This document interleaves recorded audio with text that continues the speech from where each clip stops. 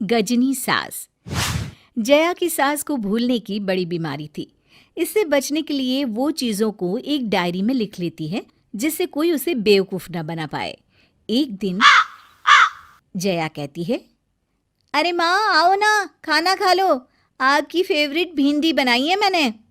अरे तुम कौन हो? मेरे घर में क्या कर रही हो? और मुझे भिंडी नहीं बैंगन पसंद है। लो, फिर से शुरू हो गई। इनको याद दिलाने के चक्कर में कहीं मेरी याददाश्त ना चली जाए। अरे मैं बदकिस्मती से आपकी बहू हूँ और आपके खाने का वक्त हो गया है। ये कहकर वो उसे अपनी शादी की फोटो पकड़ा देती है। देखिए कैसे मेरी शादी में आप पीछे खड़ी होकर मुझे आशीर्वाद दे रही हैं। अच्छा याद आ गया। चल अब ज्यादा वकील ना बन, खाना लगा, नींद आ रही है। जया की सास का ये सिलसिला चल ही रहा था कि एक दिन, अरे बहू जरा यहाँ आना, ये देख मेरा हार कैसा लग रहा है। बड़ा ही महंगा हार है, मेरी सास ने दिया था मुझे। वाह माँ जी, बड़ा ही सुंदर हार है ये तो। सास मन में इसे लिख लेती है। इसका क्या भरोसा, कल को कह दे मेरा हार है, आपको पहनने को दिया था। ये सोचकर वो इस बात को डायरी में लिख लेती है। एक दिन, अरे माँ आपने ये देखा, कैसी लग रही है मेरी साड़ी। हाँ यही तो रोज पहनती है, एक तो सांवली ऊपर से चटक रंग की ये साड़ी, मैं कैसे भूल सकती हूँ। जया को सास की बात पर गुस्सा आ जाता है। शादी में आप लोगों की तरफ से ही तो आई थी ये साड़ी। अब तेरे पिताजी ने तुझे हमें दिखाया था तब तो तू गोरी थी, बाद में हमें क्या पता था कि तेरा रंग काला हो जाएगा। वैसे तो आपको बातें याद नहीं रहती, लेकिन 2 साल पहले बहू का रंग कैसा था ये याद है। कौन बहू? किसकी बहू? जया झल्ला कर वहां से चली जाती है। अगले दिन जया किसी पार्टी में जाने के लिए तैयार होती है कि तभी उसे सास का वो हार याद आता है। वो सास के पास जाती है। अरे माँ जी जरा वो हार देना। कौन सा हार? अरे जो उस दिन आप दिखा रही थी। सास उस वक्त तक सब भूल चुकी होती है। अरे किस दिन कौन सा हार, क्या बोल रही है? जया मौके का फायदा उठाने की कोशिश करती है और सास को कहती है, अरे वही जो मैंने आपको रखने को दिया था, जो मेरी माँ ने मुझे दिया था। अरे तू बहू है मेरी, ये तो तूने मुझे रटा दिया है, लेकिन भला बहू अपना हार सास को क्यों देने लगी? तू कोई चालाकी तो नहीं कर रही है ना मेरे साथ?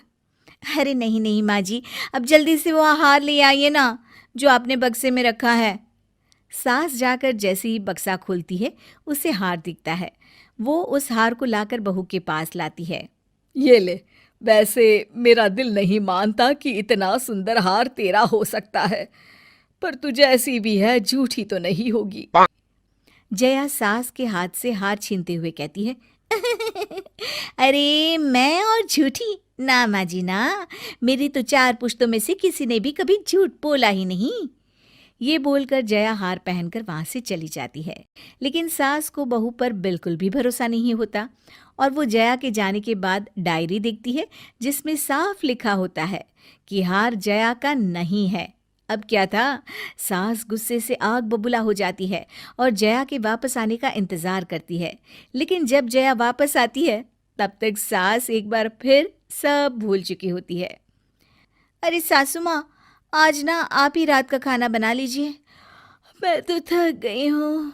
हाँ क्यों नहीं, वैसे भी काफी दिनों से मैं अपने बेटे के लिए खाना बनाने की सोच ही रही थी। जब से तू आई है बेचारा बिना स्वाद का खाना खा रहा है। ये बोलकर सास किचन में जाती है और बेटे की पसंद का ढेर सारा खाना बनाती है। रात को खाने की टेबल पर जब सभी खाना खाने बैठते हैं, जया पति के सामने दिखावा करती है।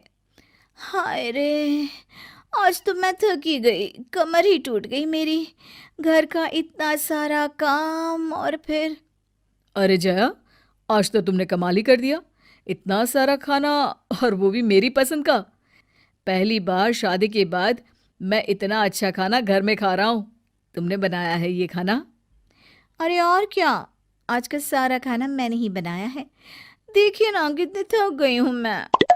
सास को भी कुछ याद नहीं होता कि खाना उसने खुद बनाया है। वो बहू को कहती है, अरे तो क्या हो गया, घर का खाना बनाने में कोई थकता है क्या? चल, तूने कुछ तो अच्छा बनाया। बहू भी मन ही मन खुश हो जाती है।